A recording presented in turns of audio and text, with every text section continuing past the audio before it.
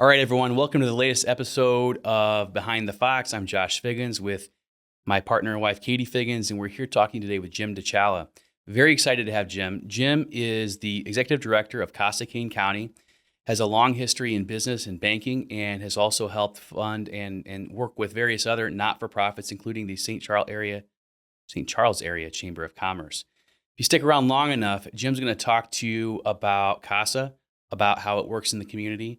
He's going to talk to you about local businesses and how he helped motivate them through the pandemic. And you're also going to hear how drinking a cup of coffee can lead to a movement that changes lives. So stick around. We're very excited to have Jim. Jim, welcome. Thank you. Good to be here. Good morning. So I think the first thing I want to do is delve into your background a little bit, because I think everyone in the Fox Valley knows you as someone who's got a huge heart and you're in it to help other people. But you started outside of philanthropy, outside of not-for-profit. You have a career first in banking, right? I did. I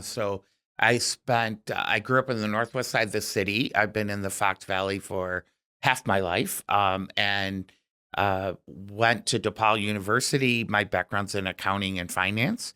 And I spent over 30 years, but almost 30 years at BMO Harris Bank in corporate in the city of Chicago. And prior to that, 12 years at a bank in the northwest side of the city, doing various things. I grew up in banking, right? You start as a teller and you make your way through. So I've been in financial services a good portion of my life.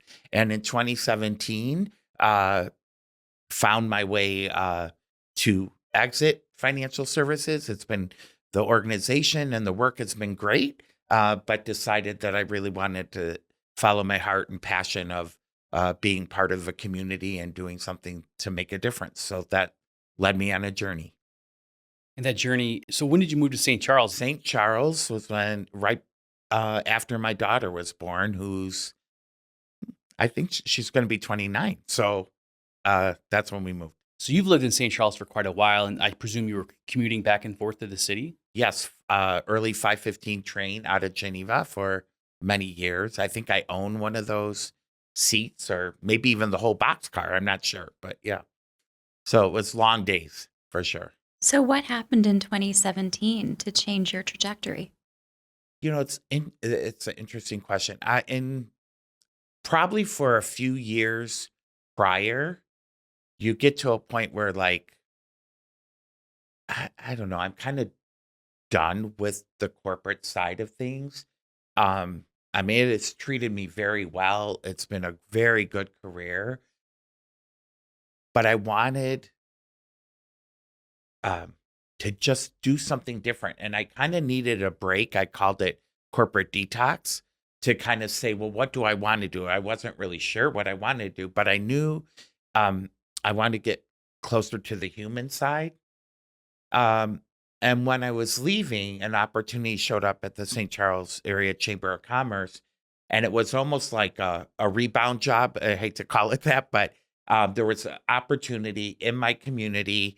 The individual who was leading the chamber was leaving. I hadn't even finished my last day at BMO, and they're like, come on, could you do this? The Charlemagne is in February, so someone needs to drive this forward, right? And it was really close to the end. And I thought, well, maybe that was God's way of saying, you're not going to do really well sitting at home without anything to do. So I'm throwing something in front of you. So I did it. And that actually changed the whole trajectory of where I'm at today, because I really got to engage in the community, meet a lot of people, better understand the needs. And that just sort of moved me further down. How do I engage in the community, and what things can I do to help make a difference?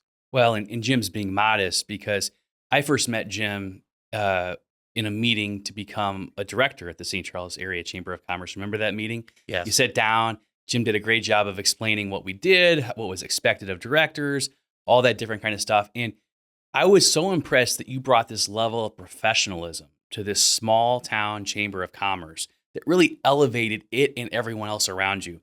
So what was it about the chamber that you thought you could thrive in, or what was it that excited you about it? Yes.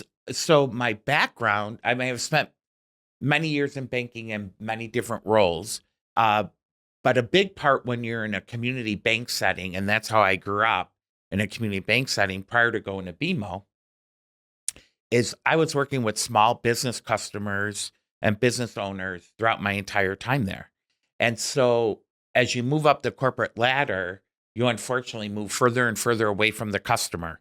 And it was exciting to me to kind of go back to my roots of being in a community with business owners in a my hometown, but also with an environment that I was so familiar with growing up at Parkway Bank and Trust on the northwest side of the city, that it was kind of an exciting opportunity to just be able to engage with business owners, look at what their needs are and how we might be able to make a difference in their journey. So I was kind of going back home, but in a different way.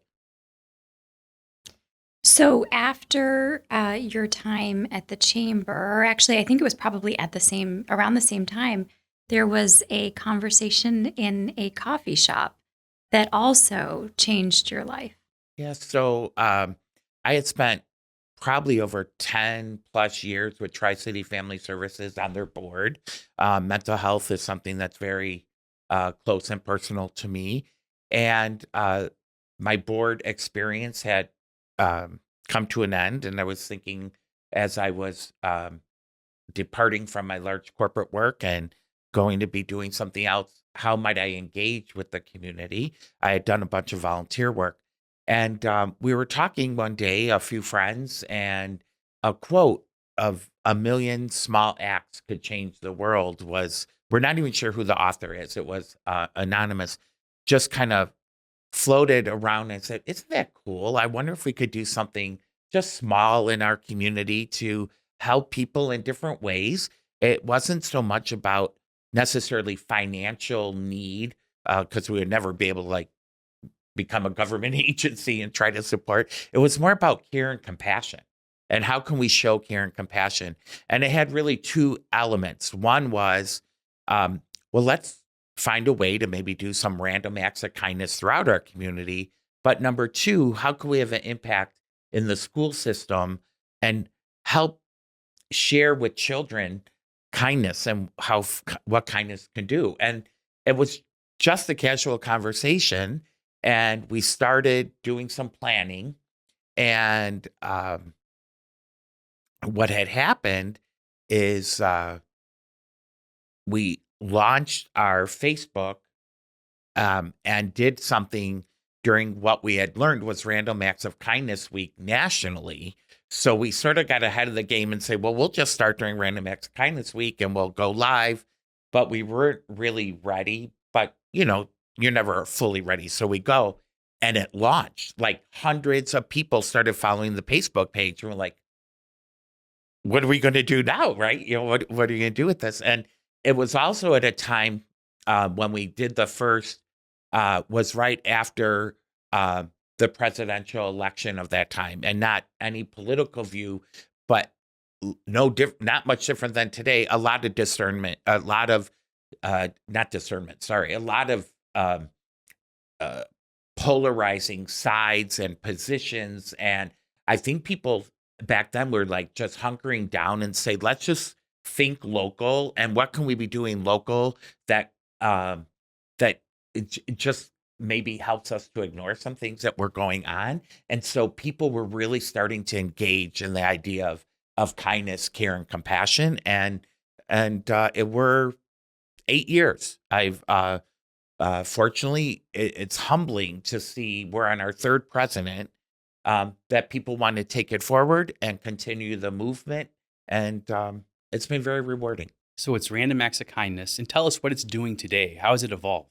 Yeah, so Random Acts Matter is it's evolved in a couple ways. One, they continue with the traditional Random Acts of Kindness, which is based on a nomination basis. People throughout the community, really, we serve District 303 territory, but it's for adults and children, can nominate someone in their community, and there's some guidelines, and it's on their website. And they do that. And then they're also doing more and more in partnering with businesses in the community who could help support the Random Acts of Kindness, but also spread the word of kindness. And then they're working within D303 on different opportunities for students to engage in kindness efforts. And some of those things happen throughout Random Acts of Kindness Week. But some of the particular schools have embedded programs right within their school to share kindness throughout the entire year, from young children to, the high schools helping out on a coat drive and all ages. So it's, I think more and more getting to the younger so that they kind of grow up with that spirit. And the unity in our community, I think, is something that has grown so much with Random Acts. I remember I first became aware of it when a local business owner reached out to the firm and said, can you support this? And it's so brilliant because you have these, they can be big, loud sort of moments. And then they can also just be small, opportunities to be able to say, let's grow with kindness. Let's show kindness. Let's come together with all of this. So the unity part, I think, is really important to you. Agree. And I think what all of these experiences have shown me is how our community comes together in the time of need. One example, if I could share, there was, what we do is small acts of kindness, right? It's about the care and compassion. But then sometimes something big happens and you're like, what role can we play? And there was a house fire where the house burnt to the ground. And we're like, okay, we can't replace the house or do anything of that magnitude. Well, can we do? Well, what are their immediate needs? And we typically, Random Acts Matter doesn't go viral of asking for help of the community, but this was so large is that we spread it out and said, if you would like to help, we had the clothing size for people, we had toiletries, etc. And we had businesses that allowed that to be the collection site because Random Acts Matter is a P.O. box. So different businesses open their doors and let people drop things off. What was really a lot of people came out to help, and B, the vast majority of items were new. Like my initial reaction was, I got some sweatshirts that are, warm. I hardly ever wear them. They're like new. I'll make sure they're clean. Maybe they can use, something like that. I can't believe how many people went out, bought new things, left the receipts. So if it wasn't right, they could go and return it. It was overwhelming. And it just shows you how a community could come together in time of need. And all my roles and things I've done here is exactly the same. We live in a wonderful place. Not that there's not hardship and not that it's without need, but there's opportunities for others to engage, and our community wants to help. I think it's interesting that you bring this up around a time, in the last 10 or so years when our country seems to be so divided, right? You get flooded with your, social media, you see on the news, all this other stuff. Everyone's so distrustful of one another, communities breaking apart. We see it differently a little bit in the Fox Valley, especially in the Tri-Cities. I think we do live in this little bubble and we do help each other quite a bit. But still, sometimes people don't quite understand how little things can make a big difference, right? We're teaching our kids, I teach my sons, if a girl's walking through the door, hold the door open for them, right? If you see someone struggling to put groceries in their car and they're elderly, help them out, right? Don't just take it from them, but introduce yourself, shake their hands, help them. And the smile you get back, those little things are going to lift that person's day, their entire day, right? Now, those are small things. You're talking with this house fire, a much bigger project. Right. And that everything can be done in our community to bring us together so that this divisiveness that lives in our country and is permeating our culture doesn't seep into our community, this lovely place that we live in the Tri-Cities. Yeah. I would say if you go back to the quote that inspired that, it's 1 million small acts change the world. So even with the house fire that seemed large and we broadened it, it was hundreds of people that did a small act that actually had a big impact. And it's the ripple effect, right? When you do an act of kindness, it's not only impacting the individual who's the recipient, like seeing a young boy hold the door open for someone, but everyone else that's watching and thinking like, I should have done that, or isn't that kind? And it puts everyone who's in the proximity of that happening in a whole nother frame of mind. And so that's how we call it the ripple effect, right? Because kindness breeds kindness. And I think our community is so special in that we can walk down the street and we can smile at people we don't know, Right. and feel safe that they're probably going to smile back at us. And I think that is such a special part for our little world, and that grows, and that ripple effect is so beautiful. Kindness doesn't have to cost money. We do some things that cost money as part of Random Acts Matter, but it's the little things that really stand out. And, I know we're going to talk about CASA a little bit.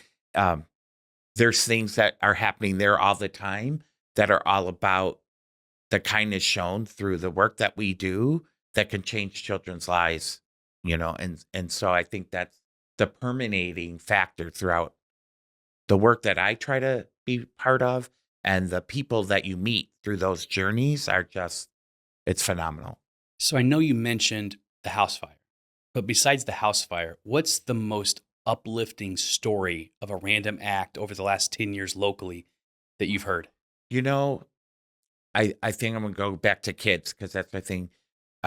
From being in the schools, children are learning, and I don't have the specifics, if I can recall them, but it was a young child in one of the classrooms that, after hearing about this, went home and asked his mom to help him do a nomination for his teacher because of what she is doing in her classroom.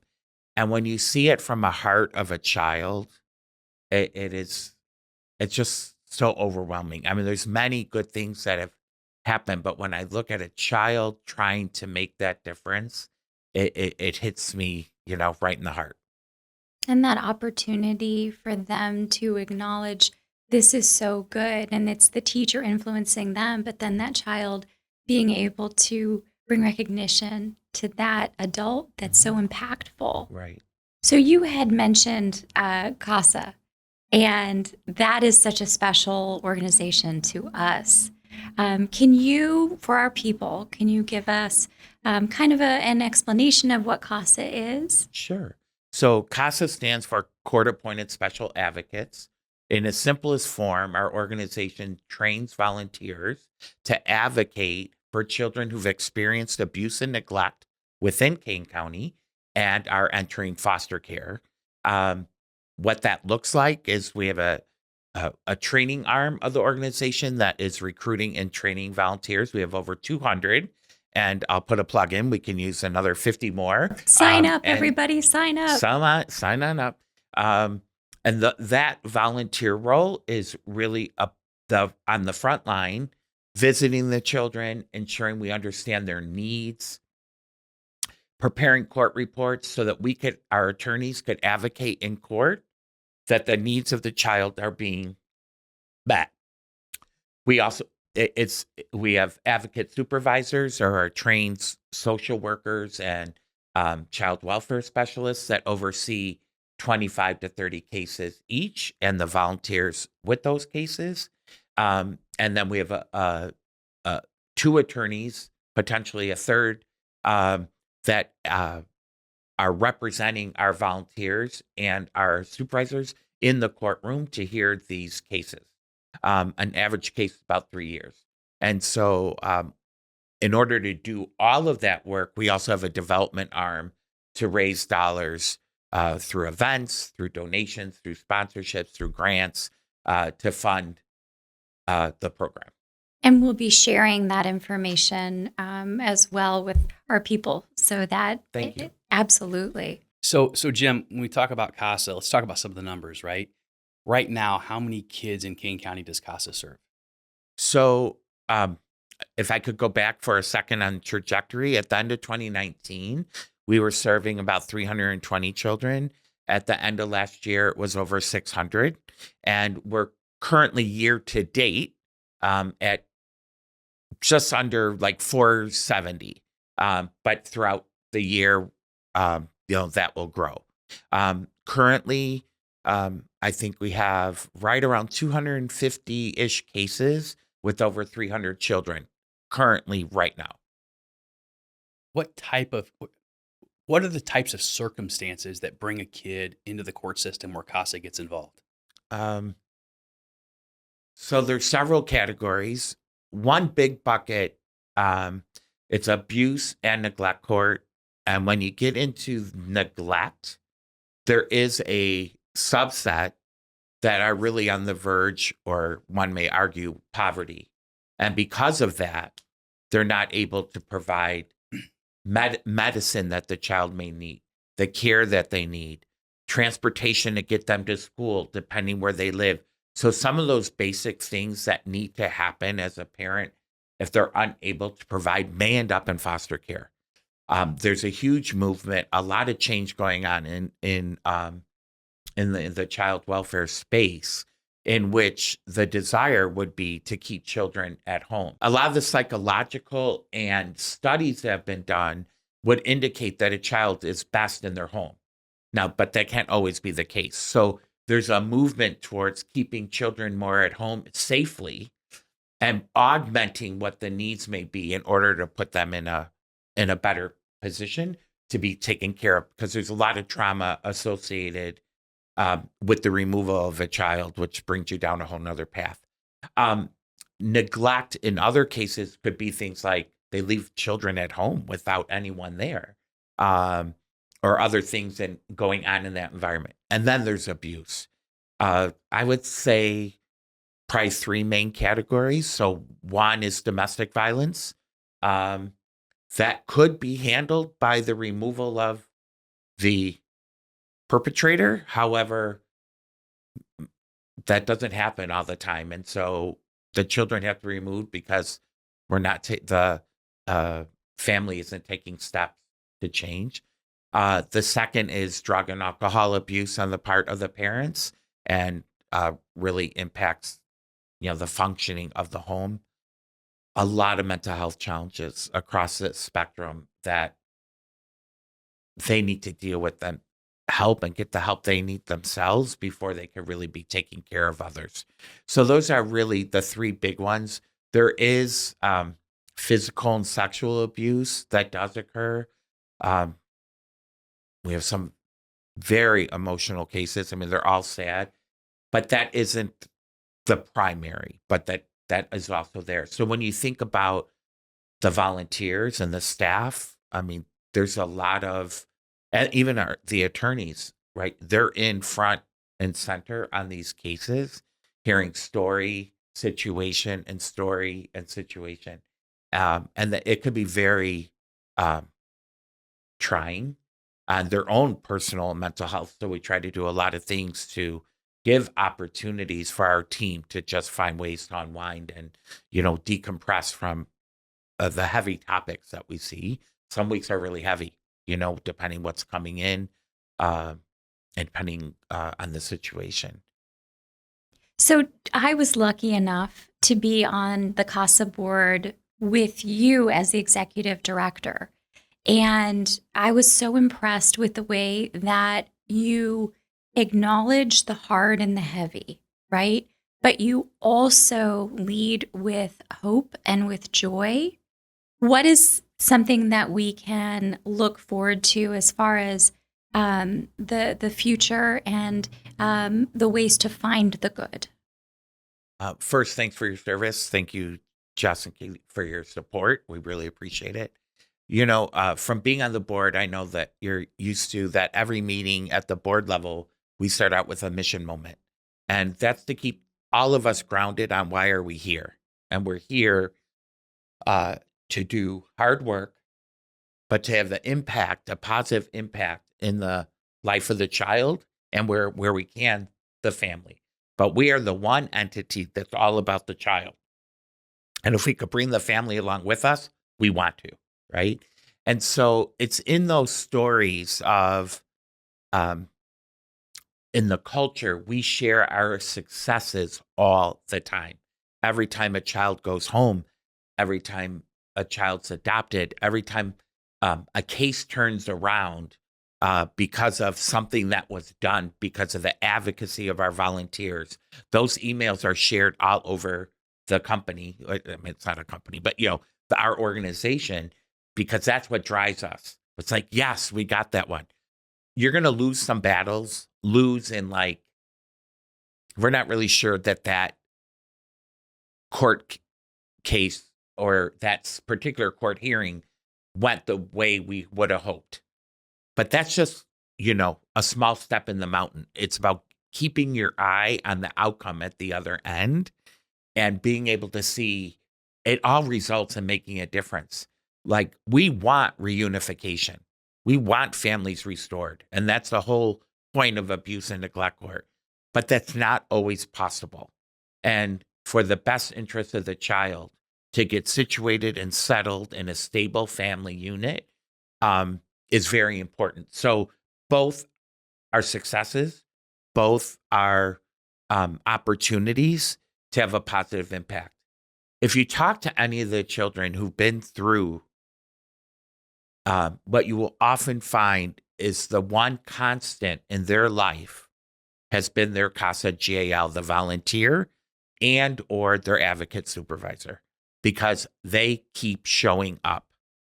Unfortunately, there's a lot of turnover in child welfare, and so their caseworker may change, the attorneys may change, the doctors may change, but and their foster placement may change.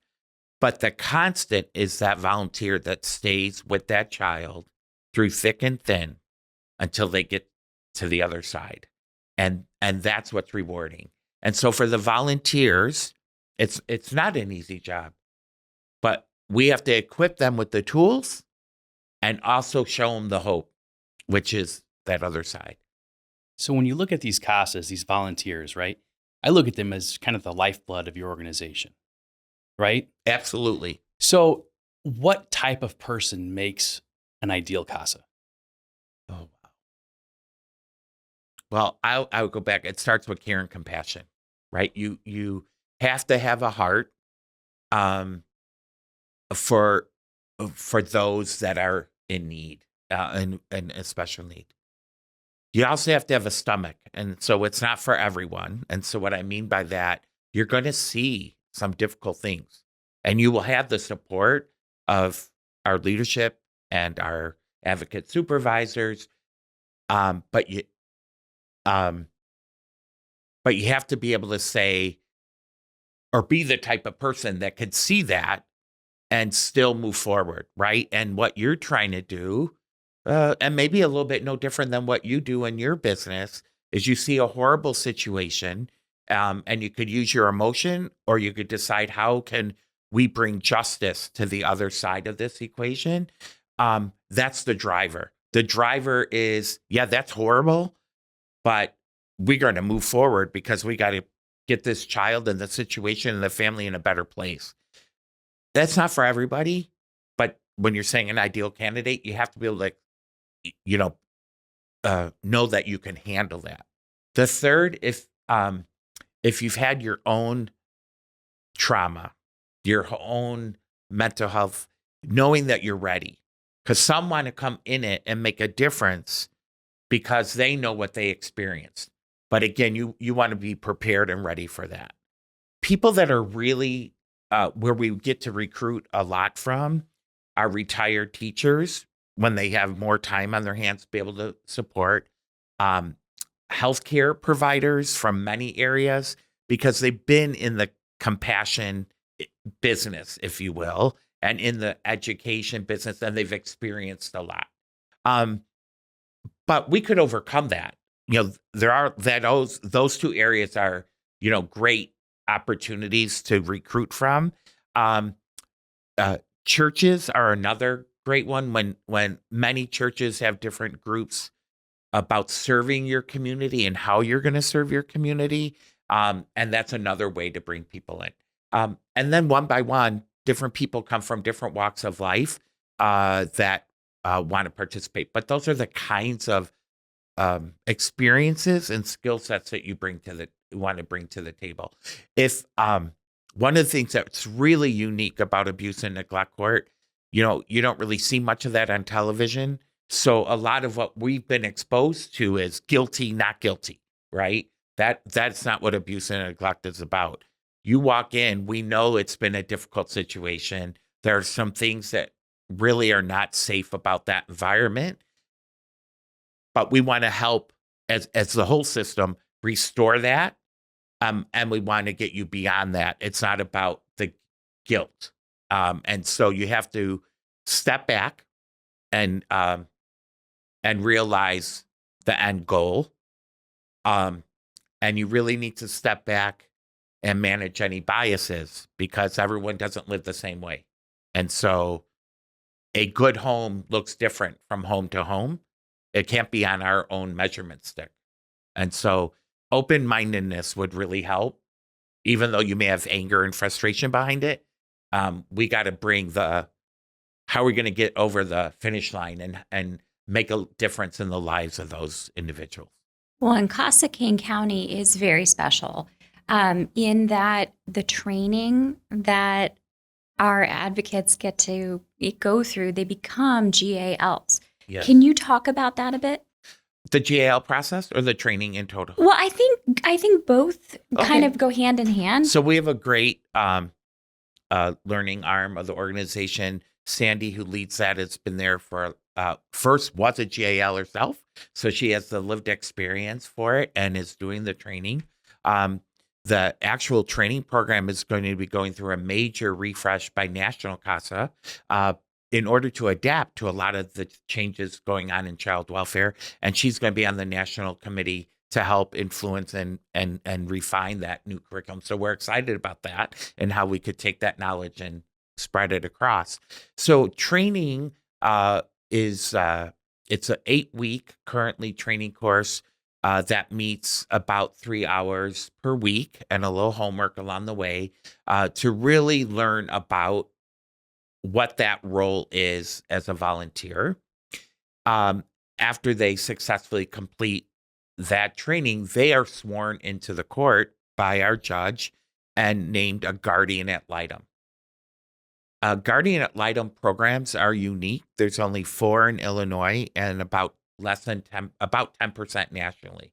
And what's unique about that is when you're named a guardian ad litem, they have the opportunity to access the confidential information relating to medical records, school performance, things that normally require a GAL attorney to be able to request, which kind of slows down the process. Now, no offense to attorneys, because you have another person in on the process.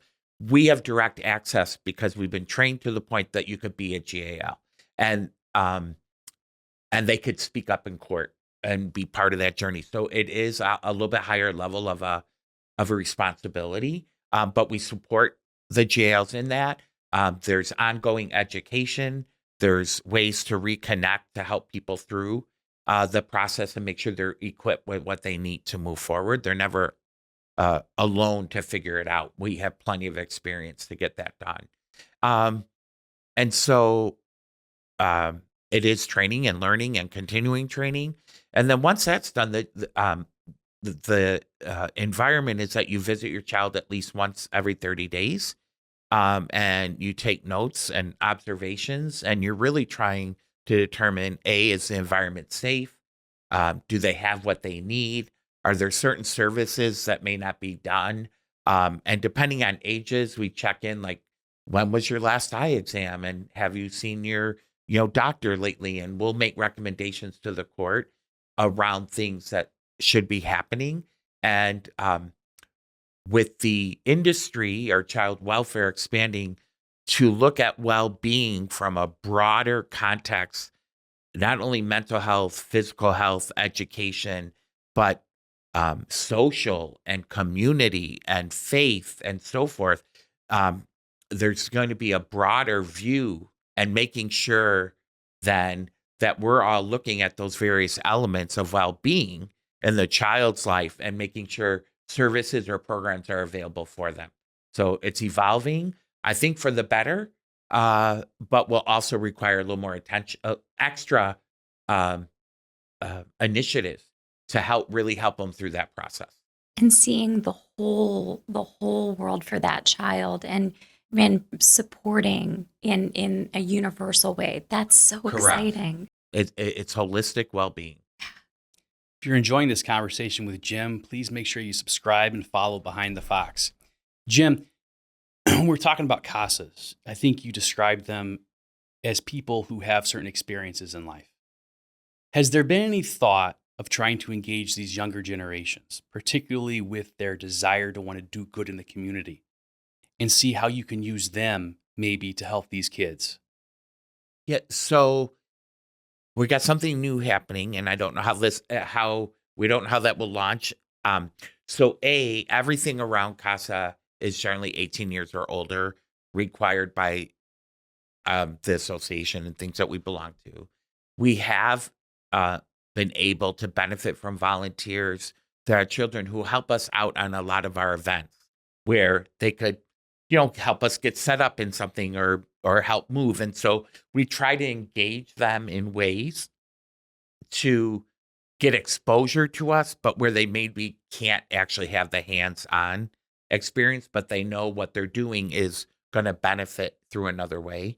A recent example, CASA has been asked to move out of the courthouse, and we have just closed on an office condo in St. Charles, and we had high school students who came out to help move some things so that we could get ready for electrician and IT wiring and all of that. And so little by little, you engage them. Now, we did just launch a new program, and this might be an opportunity. So a lot of what we talk about in the training and learning is about adverse childhood experiences. These are children who are removed from their home, have trauma. And depending on why they're being removed from their home, they may have trauma before you ever remove them from the home. So there's a lot of emphasis on their mental health, trauma-informed services, things that evaluations that have to happen in order to make sure that we get the right services. When you're removed from your home, you're also, depending where you are in age, you might have an IAP plan at your school. You're going to have your CASA come visit. You're going to have a social worker come visit. You're going to have a caseworker coming in and out. So it's like none of this is, that's their life. It becomes their life. A lot of research has been done about positive childhood experiences. And by including positive childhood experiences, it's not going to remove your traumatic experiences. But what it does do, it provides some hope. It also creates some balance, a little more balance in their children's lives. As adults, we're told about self-care. But what's a child's self-care, right? They just know they want some of this over. So we just launched within CASA, but we want to go bigger. And it actually launches Sunday. We have about 150 people, children and their foster families, going to the Cougars game. Their ticket is paid for. We had a sponsor for that. They're getting a voucher for food.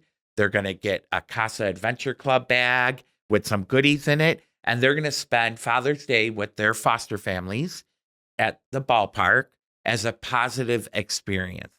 A week ago, we had a magician come in, and a bunch of kids were at the library and went through an experience with the magician. And we want to do more and more to make our volunteers aware of all these opportunities in the community. Some are being offered by park districts and libraries, and they may not have access.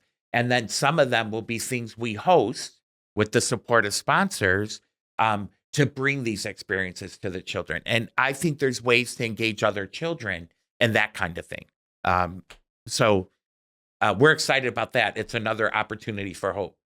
If someone wants to get involved with CASA, either as a CASA or in donating or in helping these kids in some way, shape, or fashion, or helping your cause and your organization, where do they go to get more information? So you could go to casacanecounty.org on the website. You could email info@casacanecounty.org. You could, if you go to our website, our contact information is there.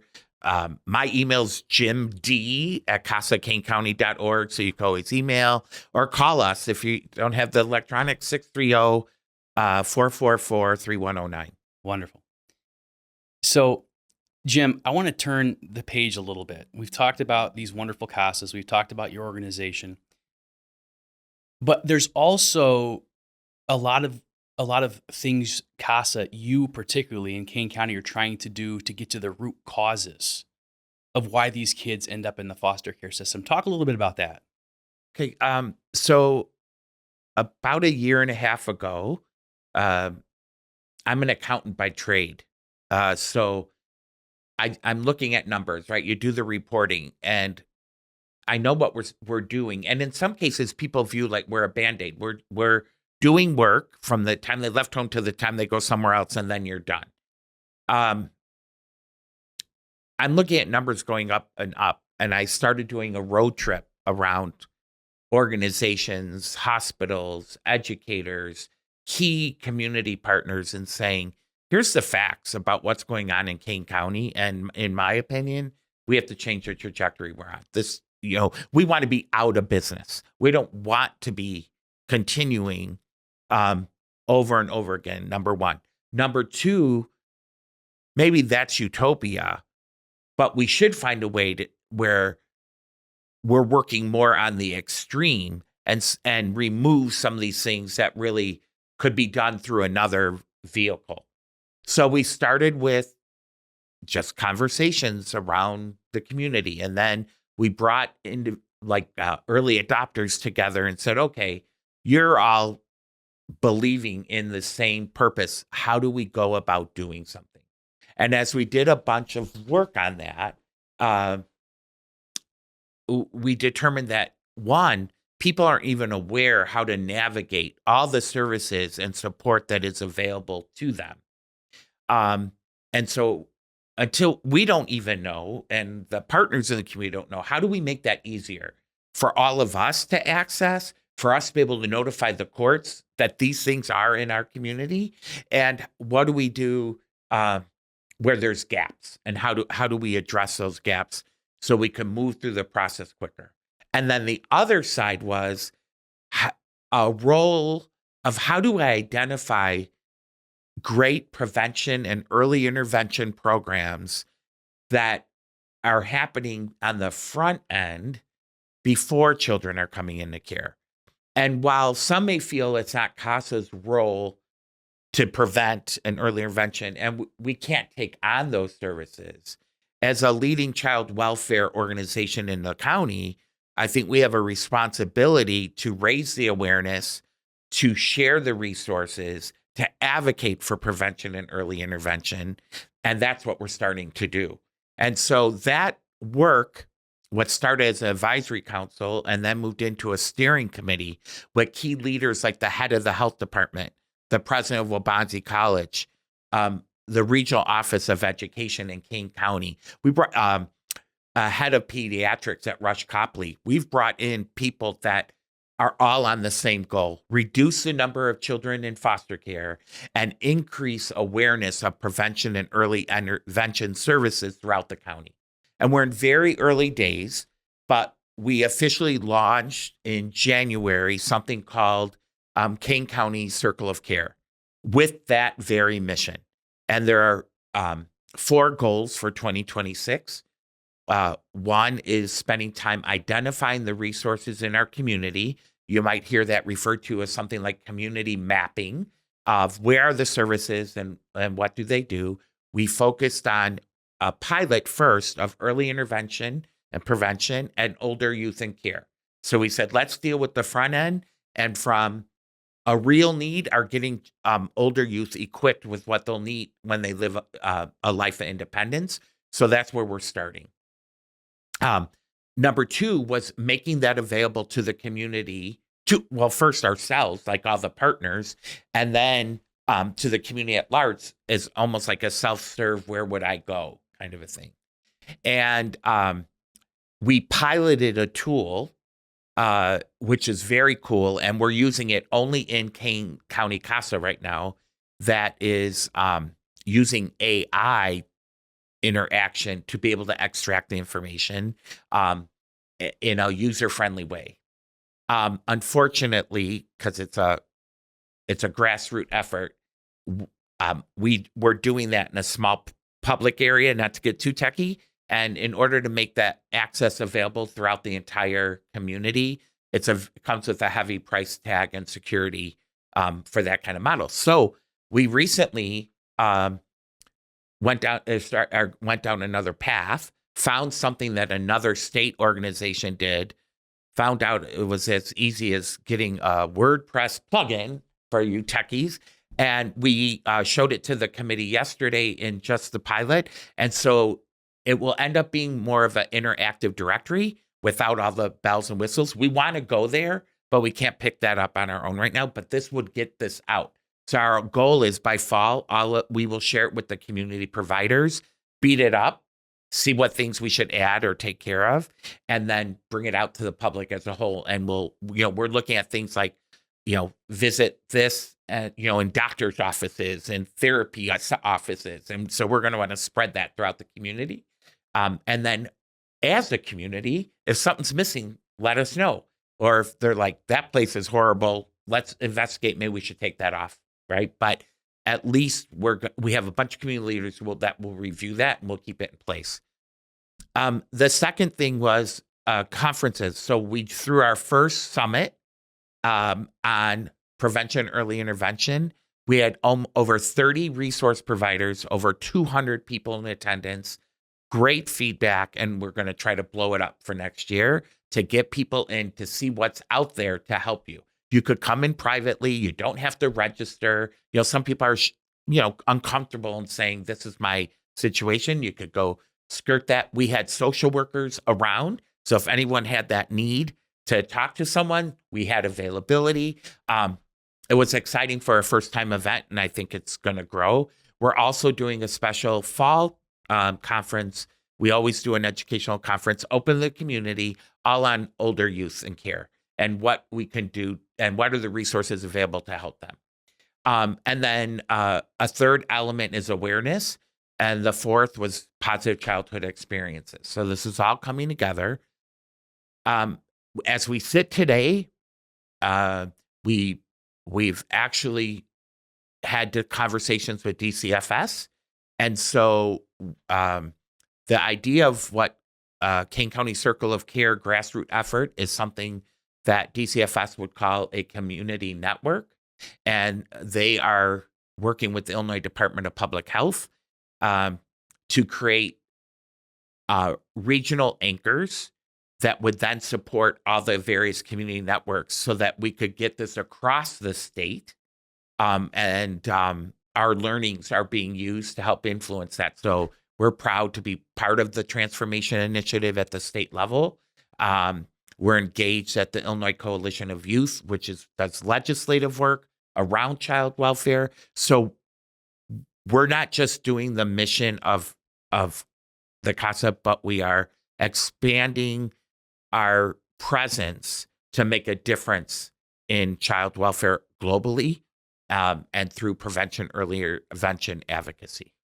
So one of the things that you just brought up is your events, and you have the events that you're talking about there for helping people know what opportunities for people who are in need.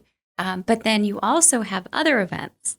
And I think a lot of people know about the gala, which is one of, our favorite things always. Can you talk a little bit about some of those events as well?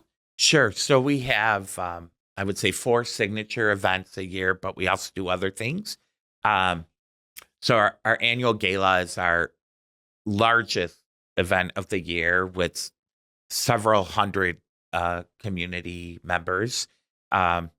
It is always the first Saturday in March. So, You can register now. It is silent auction, live auction, entertainment, a great dinner, a motivational speaker. It's just a really fun way to celebrate hope. And next year's theme is Color Their World. So it's all about what we can do. We actually have some exciting things. We're partnering with the Art Council of St. Charles that it's going to be part of that work. So that's really exciting. We have coming up, so summer activities. We have our annual golf outing. I want to say it's August 24th. That's pretty close around there. That's at St. Charles Country Club. Those tickets are on sale as we speak. We have a fall clay shooting event at Max McGraw. That's always a sellout event and really fun. And then we also have a bourbon tasting event, which for those bourbon lovers, it's out west behind the back of Liquor and Wine. And what's really cool about that event is they bring in bourbon, like top-notch bourbon, all under one roof. And, following the trend, so it's going well. I hear we may have to start a tequila party too, but, trying to follow trend as to where people are going. And that is a great turnout, especially for those that have like bourbon discernment, or someone that says, I would never, or I could never buy a bottle of that. Well, you'll have a way to taste it, and support a good cause at the same time. And then we also have, two events that are really about things that are really helping the children. So we have a partner through Parent Petroleum that we do backpacks event. It's Backpack for Bookworms. And all of our it's usually happening in July, early August. All of our volunteers come out. They get to pick up a backpack and then all the things that someone would need for school. And they have the privilege of then bringing it back to the kiddos in care and their families. We really serve those and their family. Like, you can't come into I guess you could, but we don't like going into a household of 4, and 2 of them are foster kids and they have 2 other children in their home. So we're always looking at the family unit in what we do. And so that's a great program. And then at the holiday, this is really fun. We try to engage with businesses and families and individuals and throughout, and they donate items that fill up. Over the last 3 years, we do a pop-up store that our volunteers come in and shop, if you will, and select items, again, not only for their kiddos, for everyone in their home. Last year, we served almost 1,000 children because of the number of kids in care and their families. And the volunteers just get a lot of joy out of being able to personally select items for their children and bring them. And in many cases, that may be the only gifts they get. And what we do to give back is, if we're Ober subscribed, which many times there's always stuff right there left, we don't really have a place to continue to store these things. The Monday after the 10 days of this, we call neighboring nonprofits like Lazarus House and others. And so we bring them in to be able to select items for their clients or individuals. Now, you mentioned these events, and a lot of these events are fundraising events. I'd imagine it's very expensive to fund the operations of this organization that services over 600 kids every year. Talk to our people. That's what we call them, by the way, our people, our listeners, our viewers, our people. Okay. Talk to our people. What is the budget of CASA Kane County? How much does it take each year to help these children? And where does the money come from? Thanks for the question. Hello, people. So on average, it costs about $4,500 to $5,000 a child on an annual basis on the CASA Kane County side. So 600 children is $3 million. So that's approximately our annual budget. Our funding comes from multiple areas. About a third is from grants. And grants, as any people that are out there that are familiar with grants, they're not always guaranteed. So every year, you're on that bicycle wheel saying, I wonder if they're going to renew. Where are there new opportunities, et cetera. and that's like a third. Our events, especially like the premium events and some little things, is about 35% of our budget.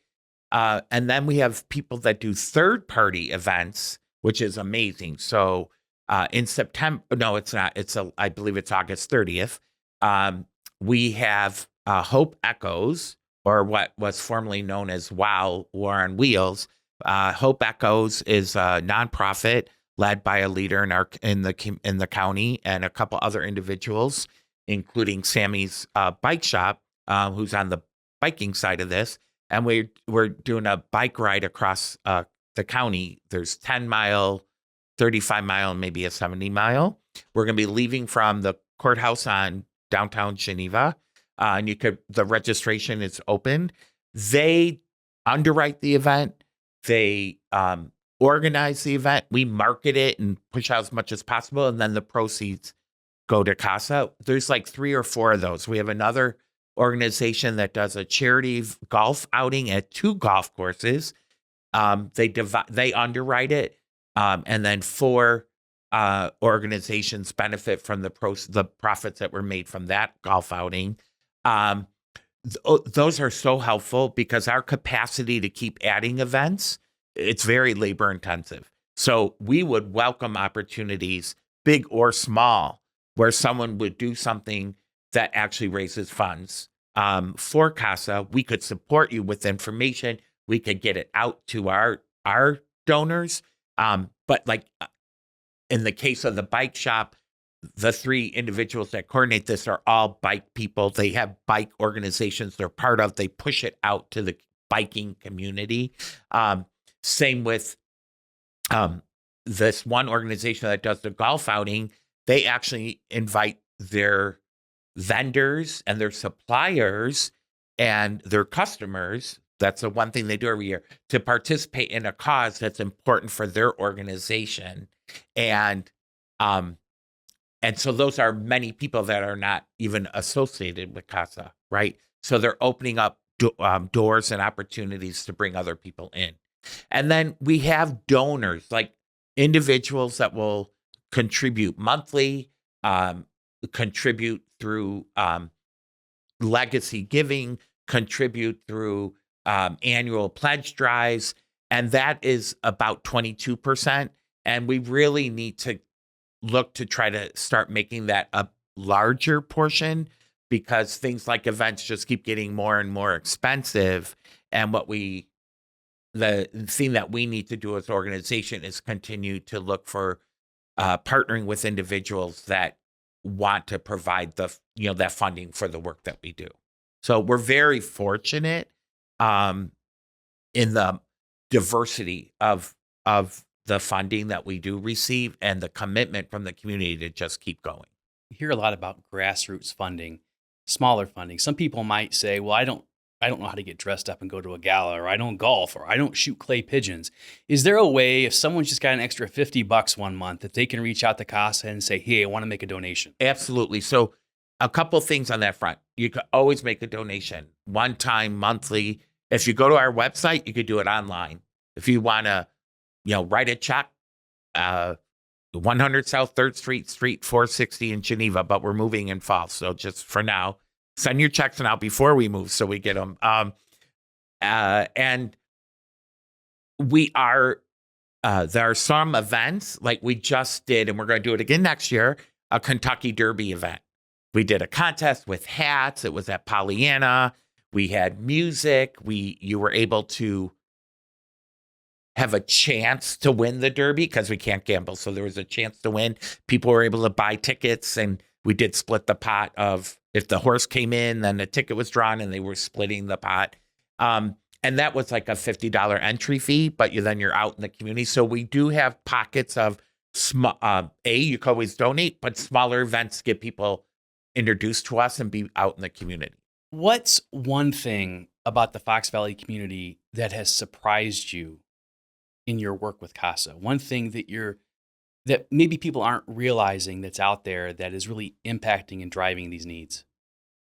The need or the root cause of it, maybe more so? Or what are you seeing in the community? Well, let me ask it a different way. So I think before the show, we were talking a little bit about the level of poverty that we don't quite realize exists, not just Mhm. in Kane County, but even in the Fox Valley community. Talk to us a little bit about what you're seeing there and how you think that impacts or drives the need for the children that are entering up in the foster system and being serviced by CASA. Yeah, so that's a great question. I see that in a few buckets. One is borderline poverty. And I think sometimes, depending who you are, we could go in and out of our homes and in and out of our cars every day and think perhaps that everyone lives the way you live, um, the way the people live, whatever that means, right? Um, and depending on your level of the kind of home you're in, the cars you drive, your income level, you may not realize always the amount of need that occurs. One trend, uh, single motherhood. I was just in a men's group this morning at my church, and an individual there's daughter divorced or trying to get divorced, living at home with a child, his high needs. Thank God mom and dad are there. But there's no, right now, they're trying to find hope as to could she live on her own? Who can take care of this child who has these high needs? How does that get funded? Right? And if that's a normal situation, somebody getting divorced and maybe having to go back home. If that individual doesn't have anyone, right? Where do they end up? And if you can't take care of your child, that child's going to end up in foster care. And that's not because it's a horrible mother or someone that doesn't care about their child. It's the circumstances that in some ways are beyond their control. And they may not have the family unit or the support networks that are needed. So there's stories like that all over our community, right? We are not exempt based upon, you know, the average house value and the average income of any community. Medical issues can hit anyone. And you could go from a very well-positioned state down to not being able to take care of yourself and not knowing where the next paycheck's going to come from. And if you're a single parent and that happens to you and you have children and you can't go to work and you can't take care of your health and well-being and someone doesn't step in to help your children, they can end up in foster care. And so, when you think of random acts of kindness or whether you think about the business community at the St. Charles area of commerce and the others around the chambers around the community, or you look at CASA and a lot of these other organizations for mental health, for homelessness, etc. It's all over, right? It's all over, maybe not at the same degree, but it takes an army, right? You have a child or two, and they're being taken care of in their home. When that child comes into foster care, there's probably a minimum of 15 different people and organizations that are bounding together to do whatever needs to happen to take care of that child. Start adding up the costs and the time that are needed by every one of those organizations and people to do what they need to do. It's mind-boggling. So to serve and support, even if you said, well, 600 kids, what does that really mean in the big picture, right? It takes an army of people to take care of those children, right? CASA alone, just CASA alone, to support what we do is 200 plus volunteers, 24 staff members, 20 plus board members, over 2,000 donors in some way, shape, or form. And I couldn't tell you the number of businesses hundreds of businesses that have come together in whatever aspect they're supporting. That's a village. That's a town. We're one organization. So it takes all of us. It takes something from everyone to be able to help change the trajectory and provide what they need until we could get to the other side. And I'm sure it's not just poverty, but economic hardship, right? Someone loses a Sure. job and they're too proud to say, I need to go get food stamps or SNAP. I need Medicaid. I need this. And then that frustration mounts over into the family unit. And next thing you know, you have an abuse situation, you have a neglect situation, and it's a spiral downward. You have a mental health situation, something of that nature. Katie and I have talked a lot lately about, it's wonderful that we've done so well in our world and we're able to help so many people in our business. But there's so many other people that are struggling with healthcare costs, struggling with childcare costs, struggling with housing costs. We just had Meg Whitted on in a recent podcast, and she talked about her greatest fear is we live in this wonderful area, but our kids are not going to be able to even afford to buy a starter home in the Fox Valley. I think these are things that I'm glad you're looking at from a CASA Kane County standpoint, but I think we all need to look at how can we better serve those around us who, even though they're trying, aren't really scratching the surface of what they need to provide for themselves and their family. Because if we could all do a little bit, everyone, it has a huge impact. Huge impact. I mean, if anyone hasn't volunteered at the food bank, go do a volunteer project for a couple hours at the food bank. You'd be overwhelmed by the amount of stuff that comes in, but it all goes. So where's it going? And have you ever, why do so many people need this, right? And I was always brought up, with those that have, and I know everyone has their own views, but there's a responsibility that goes with that. And I think if you're in a better spot, and that doesn't necessarily mean money, but you're capable to do something, then I think we should give back in some way. And again, doesn't always have to be dollars. There's a number of ways to give back. There's Time, a number of ways to give back. Resources, Yes. money, support, all those things. All of it. Mom, I remember when I first started with CASA, the discussion was time, talent, treasure, right? There are so many things that people can do. And it doesn't necessarily have to mean money, but sometimes money can be an easy, quick offering that we can do. And at different phases in our lives, too. One of the things that you were talking about is what happens as the children start to age out. And I think that's a really special area that the CASAs can get involved or stay involved. Can you talk a little bit about that? Yes. So our volunteers, a child could stay in care till they're 21. And, we've all been teenagers. And depending how long you've been in care, that doesn't sound very exciting. But there are a lot of benefits that come by staying in care till you're 21. You're going to have your support of a CASA GAL. They become more of a mentor at that place and time, could be a pathway to the resources that you are needed to help you through. There's access to health care and things by being in foster care that they wouldn't get on their own without going to work right away or something. There's access to education.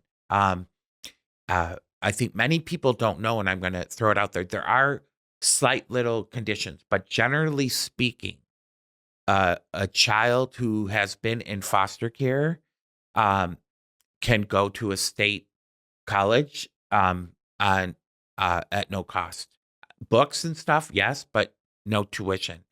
There's a process you need to follow. You need to follow it earlier in the process, so there is some bureaucracy in it, but it's available. And that's, again, about navigation.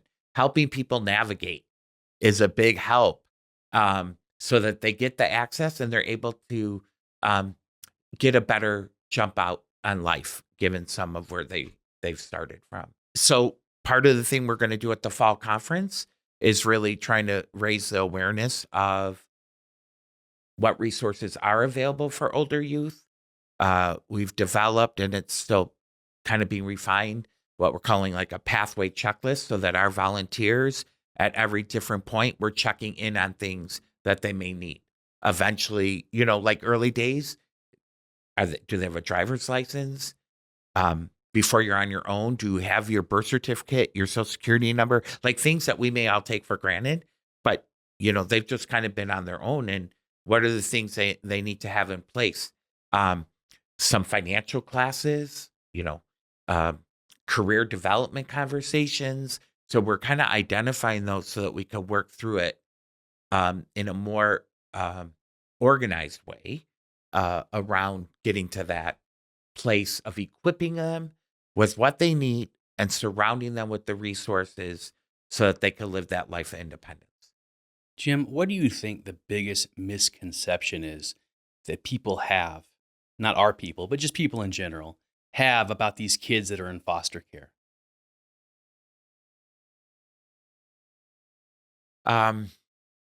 One, that it's only coming from certain communities. It's not in my backyard. And that's not true. I think there's a misconception, and while there's a high number that may be at the poverty level or lower income, domestic violence, sexual abuse, etc., happens in every socioeconomic neighborhood. It could be your neighbor. And I think people think that doesn't happen here. When I did some work on mental health for D303, we were going into some other communities because within the system, they wrote out like, who's your trusted advisor for the high school kids, and had that conversation. So if you were thinking about suicide or you're really stressed, who would you talk to, right? Because opening conversations like that is prevention in and of itself, because it was talked about. And they had him on their cards. And it was a whole initiative. When we walked into some other communities, they don't have that problem in their community. We don't need to do that here. It's in every community. And I think that's a real big misconception. And I think there's a misconception as well about, there's some judgment calls about the parents, and that's why the kids were taken away, and it's all their fault. And there are some cases where that's absolutely true. But then again, let's take in the mental health component, right? Of sound mind and body, we could all say we would never hurt our child. They probably weren't of sound mind and body, and alcohol or drugs or depression skewed their perspective on life and may do things that would, where we look, or it could be any of us, where someone can look at that and say, there's something, they were a bad parent. But no one's looking at, we talk about what's behind people going into, the system, right? Well, what's behind a parent behaving that way? They probably had, it's generational, right? And so we're judging that parent, but no one knows what walk they walked, right? And I would share that abuse reoccurs across generations. And so where do you stop that? And where does it stop? And as you know about just people, success of business, just let's go into that, right? Some businesses are so successful based on the strategic and drive and guidance that they may have received along the way. And how many businesses may fail? A, they maybe didn't have the business acumen. B, they didn't have those advisors that could help them along the way. They didn't have anyone to guide them in that journey. Well, people have that same issue. People have those same challenges. We are what we are because of who was before us. And I get emotional about these things. If we're not sensitive and we're just judging, we're not going to then avail ourselves to be helpful. Katie and I talk a lot about there are people in this world that see things in black and white. They either are or they are not. But we live in a world that is full of gray. And the absolutes just really don't exist. And I think this is a perfect example of you can't just view this as singular. This has to be or this can't be. You're either a great parent or a terrible parent. You're either, this or that. There's this whole world in between where people are struggling. Someone might be a great parent 23 and a half hours out of the day, but be terrible in that one moment. And that could change the course of everyone's life forever. It is. It's an and, right? Both things could be true. 100%. All right. Now it's time to kind of turn it back around. What about CASA? What about your work gives you the greatest hope for tomorrow? Oh, so many things, but it's the level of engagement from the community and the partnerships that are being created towards the common cause. And I think that the collaboration and the open conversations have not been held as frequently and in partnership. And together, I think we can make a big difference. And that gives me a lot of hope. It gives me hope that you're sitting in the seat you're sitting in because you are making the difference, my friend. It takes a team. It takes a team, but thank you. All right. So now we're going to move on to toward the end of our podcast, right? Katie, give us some of those rapid fire questions you were eager before. Okay. So Jim, yes, this is where we get to be so excited about this wonderful Fox Valley community that we're all in. Okay. So we're going to be asking you about favorite restaurant, favorite thing to do on the weekends. Okay. We're going to be asking you about hidden gems in our area that, you're going to, be keeping very open to everybody. And then we'll have some other questions for you, but those are kind of our top ones. Okay. Well, hit it, Katie. Give it to him. Okay. Favorite restaurant, Jim? Okay. So this comes with a little caveat because I know a lot of restaurants who are probably people on this podcast, and there's many great restaurants, but I think a hidden gem, and being Italian, is Mozzarella Pomodoro. It's a small little Italian restaurant near Oberweis, so I guess the big guys get a little shout out, on North Avenue, on the north side of the street, east of Randall. Little strip mall, very small. Go for carry out because there's not a lot of room. Authentic Italian food from Italy. The owners are from Italy. I think, you look at it, it looks like this casual little beef sandwich place, which it's not. It's casual, but the food is so authentic. Hidden gem. Our oldest is obsessed with their pizza. We used to eat it a lot when we lived in Geneva. Mm-hmm. They have a great chicken parmesan sandwich. Yes. Great meatballs. They're very close to my dad's. So yeah, High Park. Okay. Favorite thing to do on the weekend? I like to walk, and the whole Fox is filled with great parks, bike paths, and walking paths. And so taking in nature, I sometimes, I walk the bridge and look at the river. It's not always blue, but it just makes you feel like you're somewhere else. And it was especially true when I worked and commuted from the city.